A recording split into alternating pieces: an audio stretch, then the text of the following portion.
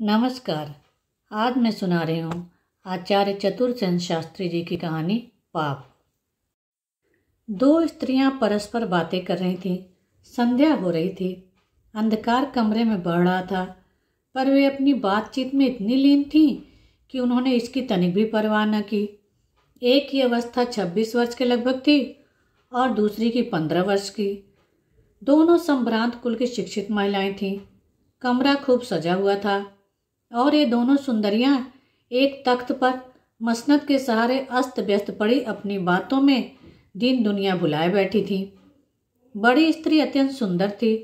उसकी खिली हुई आंखें और उभरे हुए होठ प्रबल लालसा के द्योतक थे। खूब गहरे और खूब काले बालों से उत्कट वासना प्रकट हो रही थी। वह खूब मजबूत, मांसल और मुस्तैद औरत थी। दूसरी स्त्री अत्यंत नाजुक बदन, अविकसित कली के समान अस्फुट, पीली, दुबली, पतली किंतु सुंदरी थी। उसकी नासिका का मध्य भाग कुछ उभरा हुआ था और आंखें कटाक्षयुक्त थीं। छिपी हुई वासना और चांचल्य उसमें फूटा पड़ता था। अभी कुछ मास में उसका विवाह होने वाला था। पति सहवास की स्मृति की एकमात्र झलक ने उसे असंयत कर दिया था। अब स्त्री के लिए पति क्या वस्तु है, पति नहीं पुरुष क्या वस्तु है, यही उसके जीवन और कल्पना का विषय था। इस समय दोनों स्त्रियां बिल्कुल सट कर बैठी इसी विषय का चिंतन कर रही थीं। छोटी स्त्री ने कहा, अरे मैं तुम्हें चाची कहूँ या बहन जी या कुछ समझ में नहीं आता। जी चाहे सो कहा कर। अब ऐसी ऐसी बातें करती हो तो चाची कैसे हुई? ना सही बहन जी सही। अच्छी बात है, अब मैं बहन जी कहा करूँगी, पर बाबू साहब को क्या कहना होगा? जीजा जी। अब तो वह तेरे जीजा जी हो गए। नहीं नहीं, ऐसा नहीं। जीजा जी बहुत बुरे हुआ करते हैं। बुरे क्या हुआ करते हैं? सब भांति की हंसी दिल लगी करते हैं। मैं उनसे हंसी दिल लगी करती क्या सजूंगी?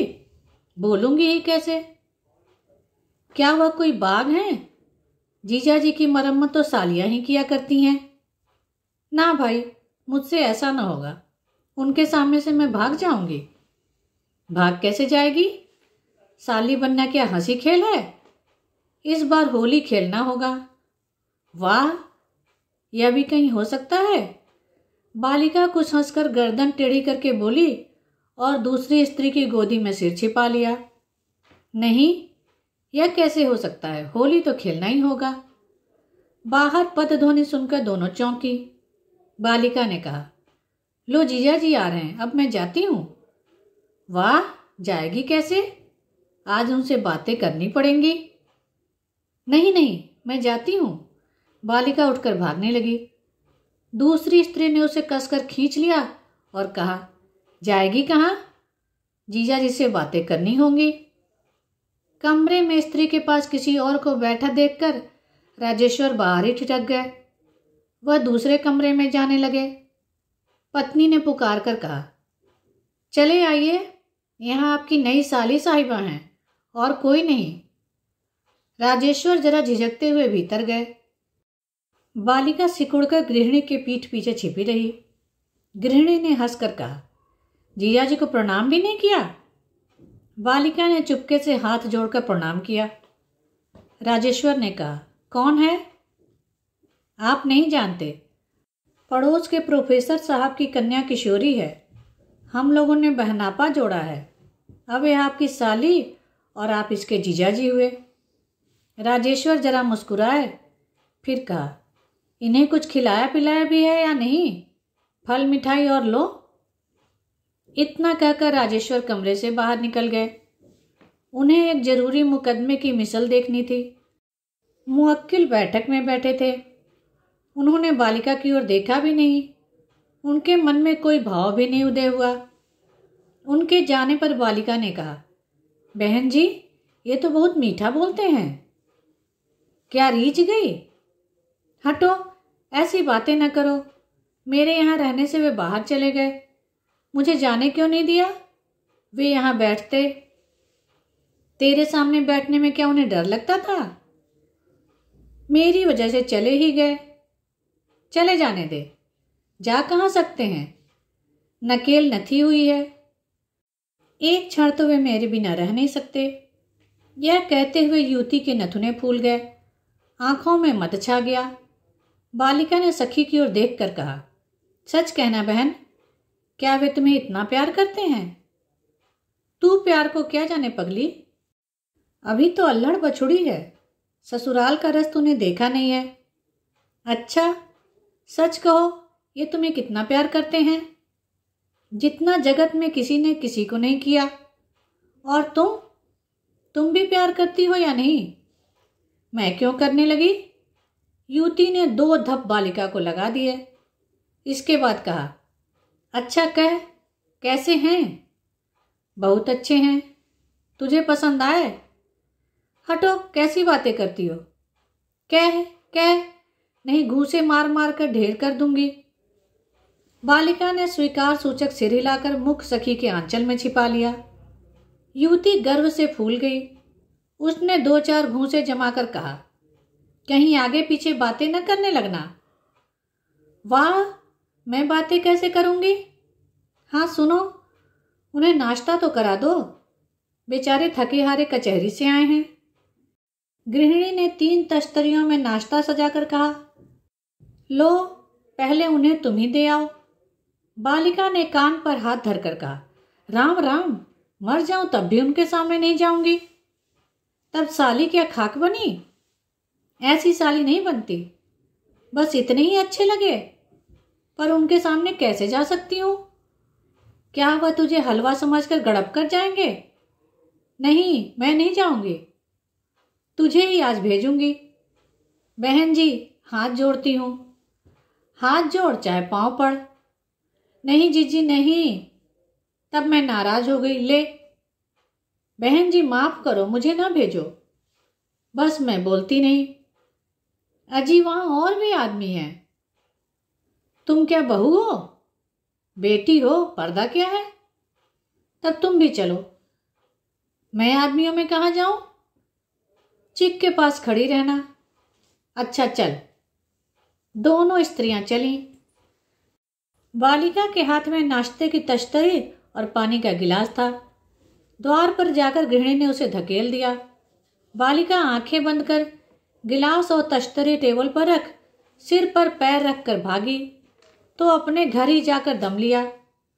गृहिणी कमरे में आकर पलंग पर लोट पोट होकर हंसने लगी, जैसे बिजली कौंधा मार गई हो। राजेश्वर भौचक से रह गए।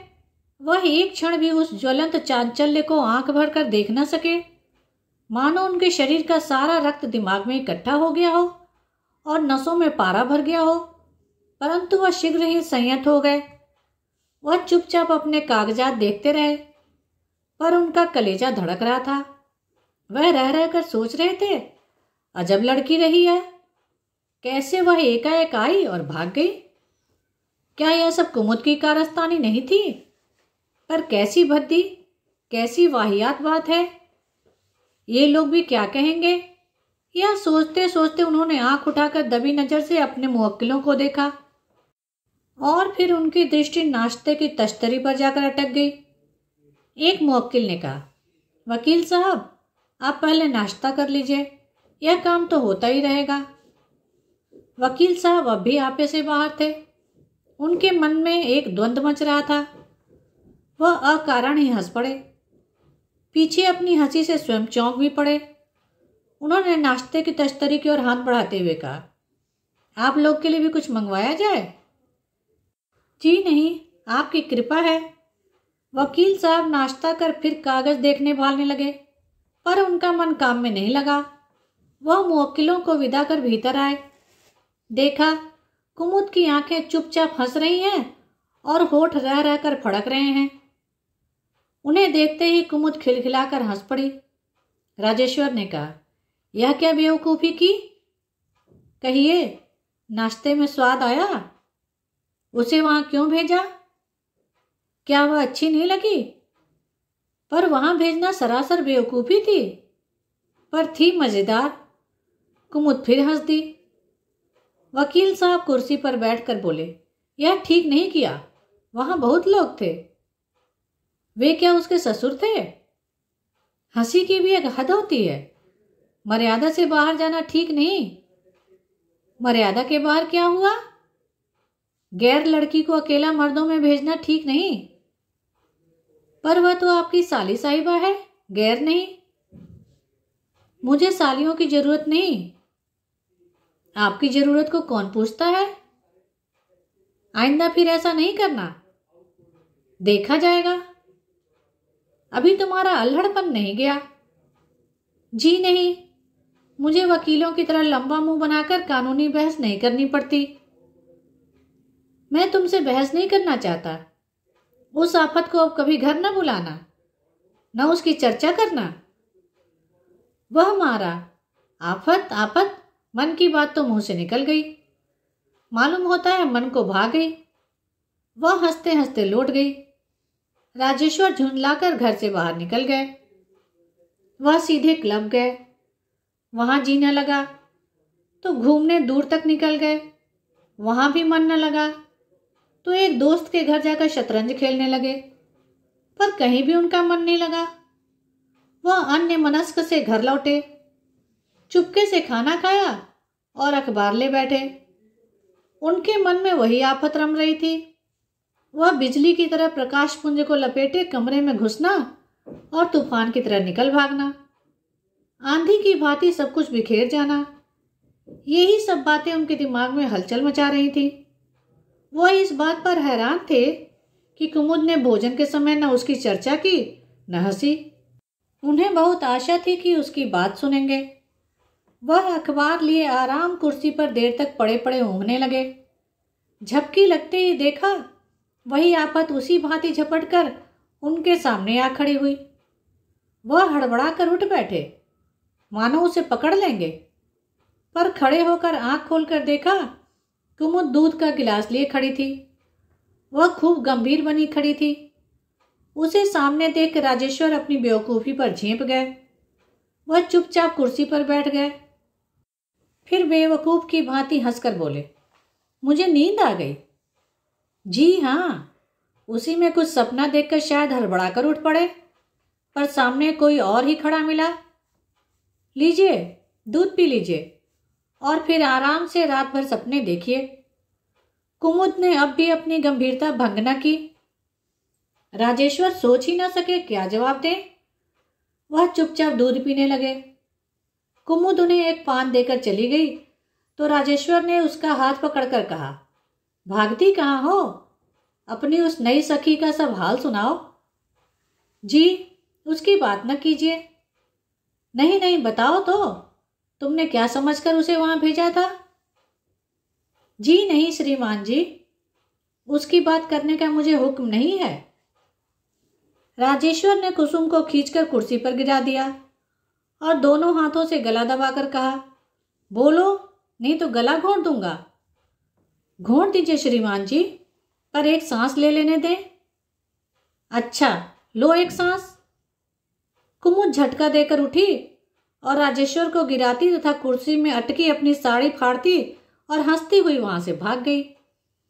राजेश्वर बकझक करते ही रह गए। वकील साहब की उम्र 40 को पार कर गई थी। वह बहुत गंभीर और उदासीन प्रकृति के आदमी थे। अपने मुवक्किलों में रूखे तथा खरे तथा अदालत में तीखे आदमी प्रसिद्ध थे। बहुत कम उन्हें हंसी दिल लगी करते देखा गया था। उनके यार दोस्त भी कम थे। रसिकता नाम की कोई वस्तु उनमें थी ही नहीं। परंतु किशोरी उनकी आंखों में तप्त सलाई की भांति घुस गई थी। उनका मन न कचहरी में लगता था न मुवक्किलों में। वह कुमुद से उसकी चर्चा करते भय खाते थे, पर घर में आते ही चारों ओर आंखें फाड़ फाड़ कर देखते कि क्या किशोरी कहीं दीवार के कोने में छिपी तो नहीं है। वह बड़ी सावधानी से घर में घुसते। वहां कुमुद किशोरी की कुछ चर्चा करती है या नहीं, इस बात की वह बराबर टोह रखते। कुमुद उनकी सदैव ही प्रतीक्षा करती मिलती। वह मानो मन ही मन पति की इस भावना को समझ गई थी। इसीलिए उन्हें देखते ही उसकी सदा की हंसती हुई आंखें और भी उत्फुल्ल हो जाती थी। दोपहर का समय था। कचहरी की छुट्टी थी। वकील साहब भोजन कर चुपचाप पलंग पर पड़े पान कचर रहे थे। कुमुद नीचे कालीन पर बैठी छालियां काट रही थी। पति पत्नी दोनों के मन में एक ही बात थी, परंतु दोनों ही वह बात कह नहीं सकते थे। कुमुद यह कठिनाई देख मुस्कुरा रही थी। वकील साहब झेप कर छिपी नजरों से कुमुद को देख रहे थे। उन्होंने साहस करके कहा, हंस क्यों रही हो? रोऊं क्या? कुछ सोच रही हो? भला क्या बात तुम्हारे मन में है? तुम ही बताओ, तुम तो अंतर्यामी हो। हूं तो, पर बताऊंगा नहीं। जाने दो। कुमुद फिर छालियां काटने में जुट गई। इस बार उसकी हंसी रुक न सकी। वह मुंह फेर कर हंसने लगी। तुम मुझे बेवकूफ समझती हो, क्यों? बेशक, इसमें आपको आपत्ति है? मैं बेवकूफ क्यों हूं? यूं कि बिना बात रार बढ़ाते हो, सो नहीं जाते? तब मैं सोता हूं, कहकर राजेश्वर करवट बदलकर सो गए। कुमुद ने और बातें नहीं की।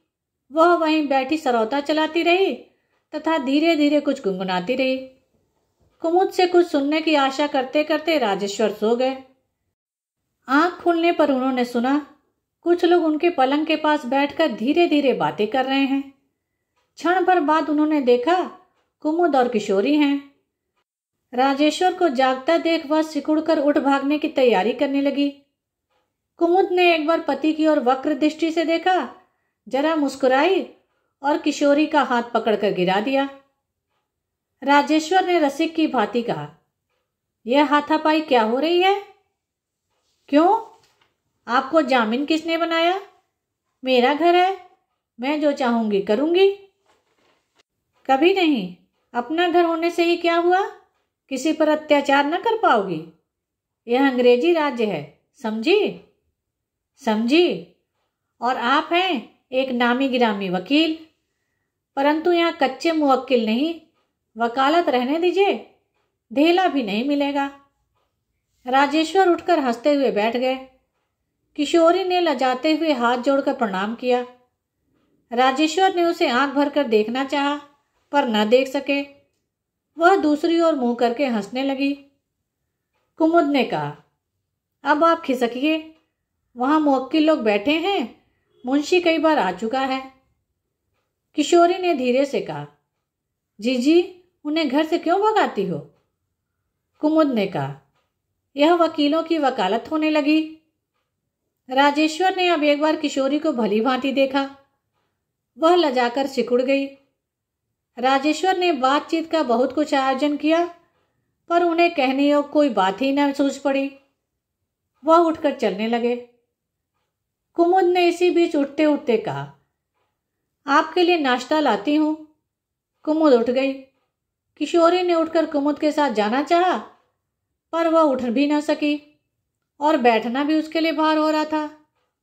फिर भी वह चुपचाप धरती पर बैठी रही। बहुत चेष्टा करने पर भी राजेश्वर उससे एक शब्द भी न कह सके, उसकी ओर देख न सके। कुमुद 2 तश्तरियों में नाश्ता सजा कर लाई। एक तश्तरी पति के आगे रखकर दूसरी किशोरी के आगे रख दी और मुस्कुराकर उसे खाने का अनुरोध किया। किशोरी वहां से भागने की कोशिश में थी, पर यही सबसे कठिन था। वह कुमुद से और भी अधिक सटकर बैठ गई। कुमुद ने बलपूर्वक उसके मुंह में इमरती ठूंस दी। उसने आंचल में मुंह छुपा लिया। ये सभी दृश्य राजेश्वर के लिए असाधारण प्रभावशाली थे। किशोरी घबराकर वहां से उठकर जाने लगी। कुमुद ने बहुत रोका, पर वह चली गई। राजेश्वर मन के उद्वेग को न रोककर बोले, उसे नाराज क्यों कर दिया? आपको क्या ज्यादा बुरा लगा? उसे मनाना चाहिए, तब मना लाइए। मैं उसे क्या बोलूंगा? तुम उसे बुला लो। कुमुद ने बाहर आकर देखा, वह खड़ी हुई मिसरानी से बातें कर रही है। कुमुद ने भीतर पति की ओर ताक कर कहा, अब आप बाहर तशरीफ ले जाइए, तब वह आएगी। राजेश्वर चले गए। कुमुद ने किशोरी से कहा, हाँ किशोरी, वह चले गए, अब क्यों भागती है? किशोरी ने गर्दन टेढ़ी करके जरा हंस कर कहा, उन्हें क्यों भगा दिया? तब बुलाऊं फिर? किशोरी हंसते हंसते कुमुद से लिपट गई। उसने कहा, जीजी यह तो बहुत अच्छे हैं। पति की इतनी मधुर आलोचना सुनकर कुमुद आनंद विभोर हो गई।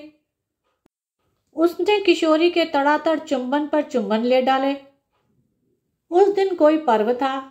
कुमुद बहुत जल्दी उठकर यमुना स्नान को चली गई। महाराजिन उसके साथ गई थी। घर में नौकर झाड़ू लगा रहा था। राजेश्वर मीठी नींद में पड़े थे। कुमुद ने उन्हें जगाया भी न था, बताया भी न था। वह बहुधा ऐसा ही करती थी। आंख खुलने पर राजेश्वर ने देखा बिस्तर पर कुमुद नहीं है। उन्होंने नौकर को पुकार कर पूछा तो मालूम हुआ वह महाराजिन को साथ लेकर यमुना स्नान को गई है। गाड़ी ले गई है या नहीं, इसका अनुकूल उत्तर पाकर वह फिर आंख मूंद कर पड़े रहे। नौकर बाहर दफ्तर में झाड़ू लगा रहा था। राजेश्वर चुपचाप पड़े थे। प्रातः काल का मधुमय समीर बह रहा था। उन्हें ऐसा प्रतीत हुआ कि घर में कोई घुसा है। उसके घुसने से घर में सौरभ का प्रसार हुआ था। उन्होंने समझा कुमुद स्नान करके माथे में बहुत से फूल और चंदन लेकर वापस आई है। उसके सामने अभी तक पड़े सोते रहने का स्वान करके अहतीपन का खिताब तथा एक आध जली कटी सुननी चाहिए। कुछ देर चुप पड़े रहने पर भी उन्हें कुछ खटका नहीं प्रतीत हुआ। उन्होंने मुंह उठाकर देखा। द्वार के पास किवाड़ से सटी हुई किशोरी खड़ी है। उसे भ्रम था कि कुमुद सो रही है। वह चुपचाप उसे जगाने की ताक में थी, पर निर्णय नहीं होता था।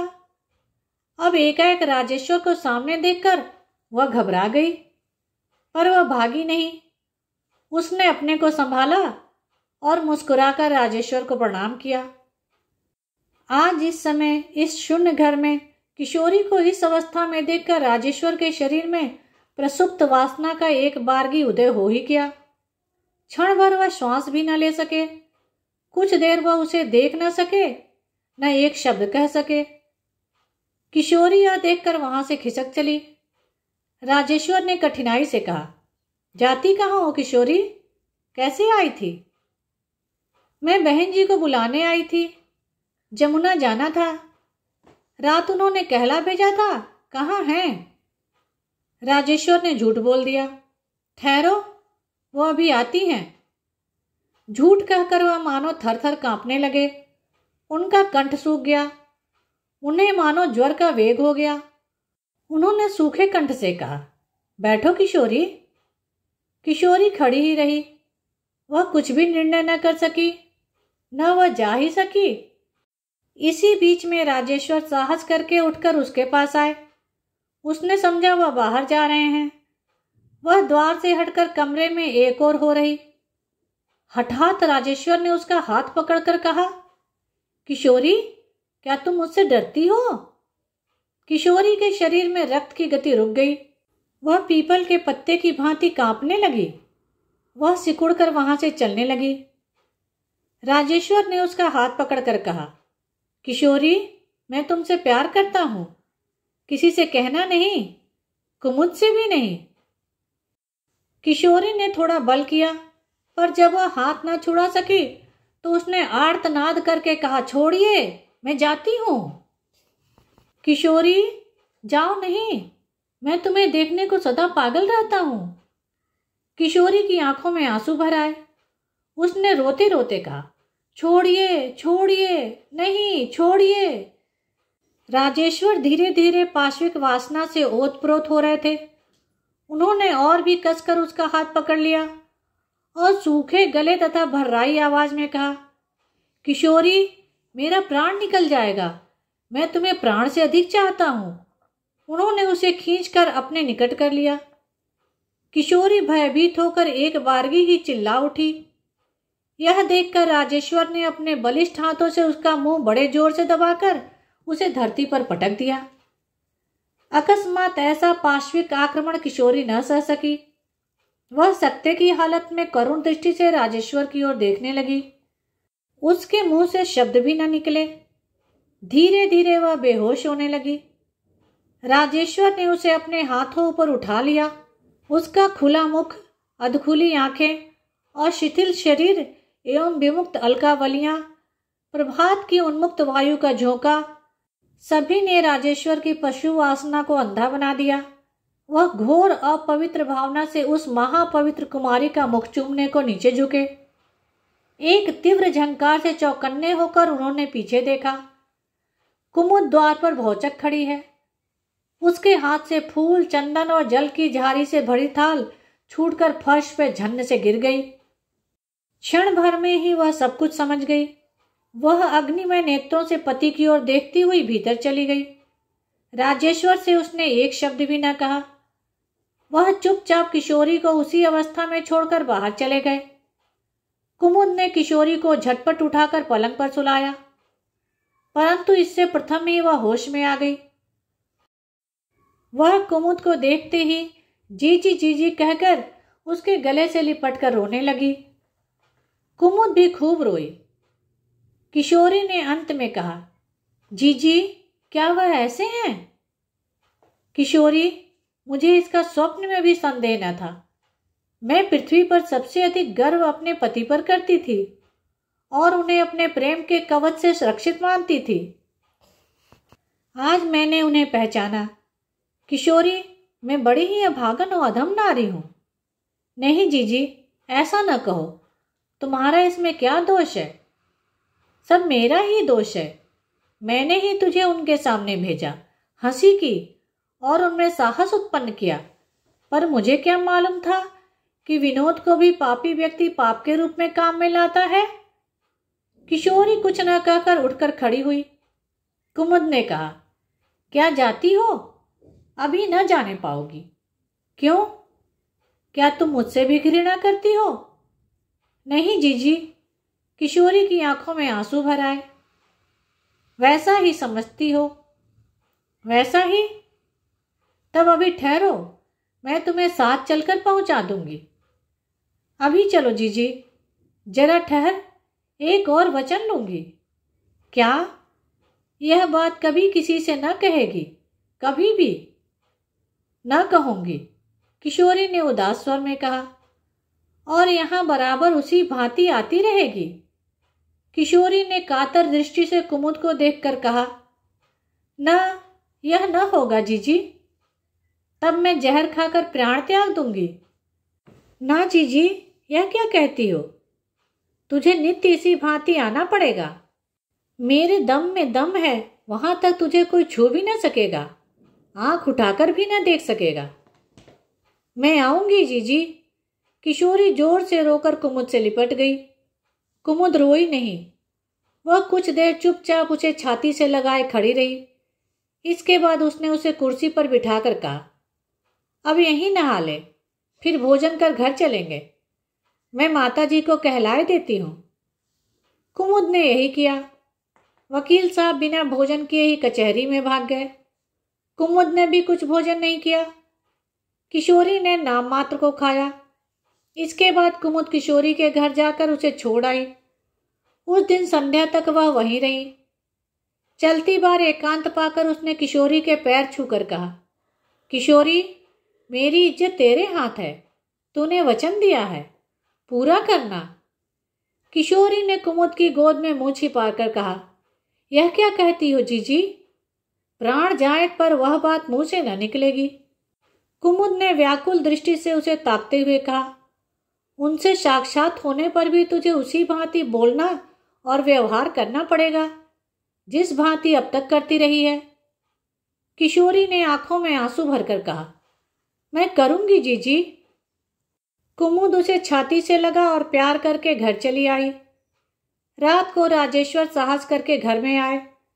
कुमुद फर्श पर बैठी कुछ फटा वस्त्र सी रही थी। वह सामने कुर्सी पर बैठकर अकारण ही हंसने लगे।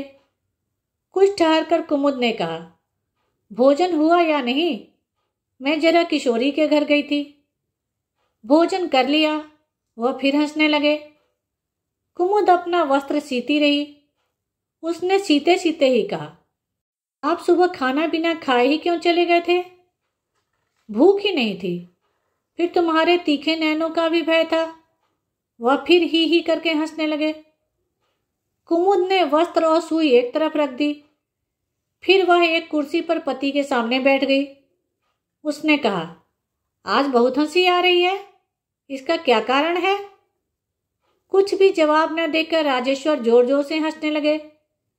इसके बाद वह कचहरी, मुवक्किल आदि की बहुत सी फालतू बातें बक गए। कुमुद ने सहज गंभीर भाव से कहा, सुबह की घटना का क्या कारण था? राजेश्वर सहम गए। फिर वह ही करके हंस दिए। उन्होंने कहा, उसी ने छेड़छाड़ की थी। उसने क्या किया था? छेड़छाड़? अच्छा, फिर आपने क्या किया? मैंने भी वही किया। वह फिर ही करके हंसने लगे। अर्थात? वह फिर हंसने लगे। कुमुद ने कहा, आपने भी छेड़छाड़ की? तो क्यों? कुमुद के प्रश्न का लहजा देखकर वकील साहब जरा सिटपिटाए, पर फिर उन्होंने हंसकर कहा, मेरा क्या कसूर है? वह क्यों आई थी मेरे पास? क्या आप समझते हैं कि वह इसलिए आई थी? इसीलिए आई होगी। राजेश्वर पत्नी की आंखों से दृष्टि न मिला सके। वह इधर उधर देखने लगे। चाह कर भी वह हंस न सके। कुमुद ने अपने वस्त्र से पिस्तौल निकालकर धीरे से उसका घोड़ा दबाया। यह देख राजेश्वर का रोम रोम कांप गया। वह कुर्सी से उछलकर खड़े हुए। उन्होंने चीख कर कहा, यह क्या तुम मुझे गोली मारोगी? अभी नहीं, मैं यह देख तो लूं कसूर किसका था। जिसका कसूर होगा उसे ही गोली मारी जाएगी। हाँ श्रीमान जी, कहिए, वह क्या इसलिए आई थी? मैं कैसे कह सकता हूं? तब आपने यह कहा कैसे? राजेश्वर कुछ भी जवाब न दे सके।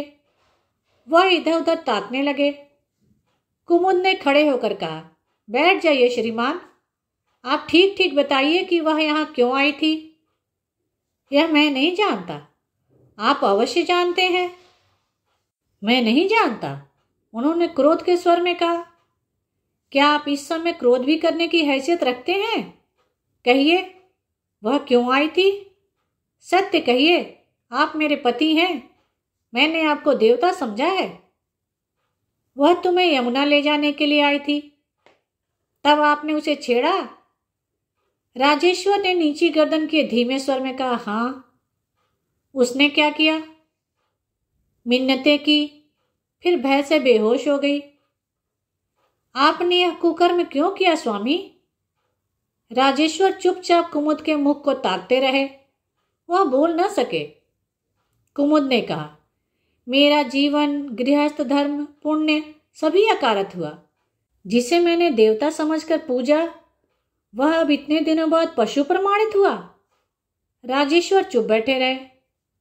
कहिए स्वामी, मेरे पूज्य देवता, क्या मैंने नित्य आपके पैरों की धूल मस्तक तक नहीं लगाई? राजेश्वर चुप रहे। क्या मैंने सदा आपकी परछाई को अपने समस्त प्राण और शरीर से अधिक पवित्र नहीं समझा? राजेश्वर फिर भी कुछ नहीं बोले। कुमुद ने फिर कहा, क्या मैंने अनगिनत व्रत उपवास करके आपके जीवन, आपके प्राण, आपके व्यक्तित्व की रक्षा के लिए देवताओं से याचना नहीं की? क्या इस पृथ्वी पर आपके समान पवित्र, महान, सद्गुण युक्त पुरुष मेरी दृष्टि में दूसरा है? राजेश्वर की आंखों में आंसू आकर बहने लगे। उनके होंठ हिले, पर वह कुछ कह न सके।